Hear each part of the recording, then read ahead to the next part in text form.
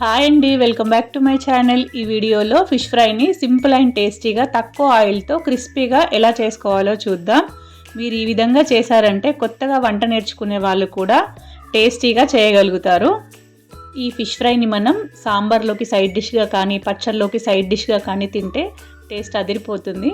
ఇప్పుడు ప్రాసెస్ చూద్దాం. ఇక్కడ నేను 8 చేప ముక్కలు తీసుకొని వాటికి సరిపడా కారము, అలాగే రుచికి సరిపడా ఉప్పు, 1/2 టీ స్పూన్ పసుపు, 1 టీ స్పూన్ ధనియాల పొడి, 1/2 టీ స్పూన్ జీలకర్ర పొడి, 1 టీ స్పూన్ అల్లం వెల్లుల్లి పేస్ట్, అలాగే కొద్దిగా ఆయిల్ వేసుకొని ఈ మసాలాలన్నింటినీ ఫిష్ ముక్కలకు పట్టేంత వరకు చక్కగా కలపాలి. ఈ విధంగా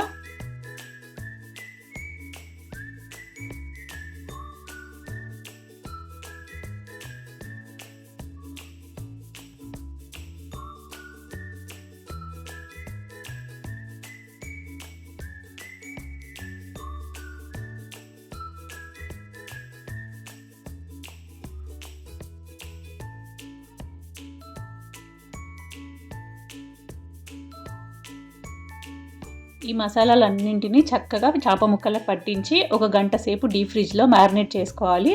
ఇప్పుడు గంట తర్వాత స్టవ్ పైన ప్యాన్ పెట్టి ప్యాన్ హీట్ అయ్యాక అందులో ఒక 2 టేబుల్ స్పూన్ ఆయిల్ వేసుకోవాలి. ఆయిల్ హీట్ అయ్యాక దాంట్లో చేప ముక్కలు వేసుకోవాలి. ఈ చేప ముక్కల్ని మనం మీడియం ఫ్లేమ్లో పెట్టి ఫ్రై చేసుకోవాలి. హై ఫ్లేమ్లో పెడితే మాడిపోతాయి. ఇప్పుడు ఈ విధంగా ఒక 4 నిమిషాలు అలా ఫ్రై అయిన తర్వాత మరో పక్క టర్న్ చేసుకోవాలి.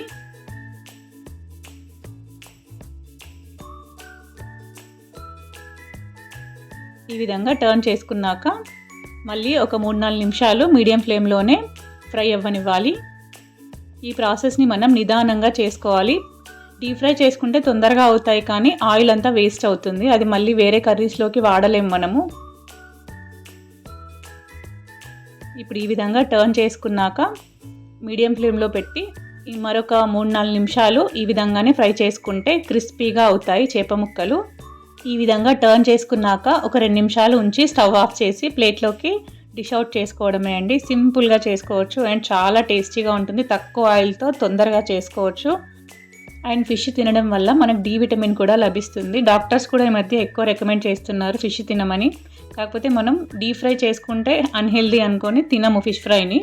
ఈ విధంగా షాలో ఫ్రై తక్కువ ఆయిల్తో చేసుకొని తిన్నామంటే చాలా హెల్దీ అండ్ టేస్టీగా కూడా ఉంటుంది. మీరు ఈ విధంగా ఒకసారి ట్రై చేసి చూడండి. ఎలా వచ్చిందో కామెంట్ బాక్స్లో కామెంట్ చేయండి. Thank you for watching this video. Please like, share and subscribe and support my channel.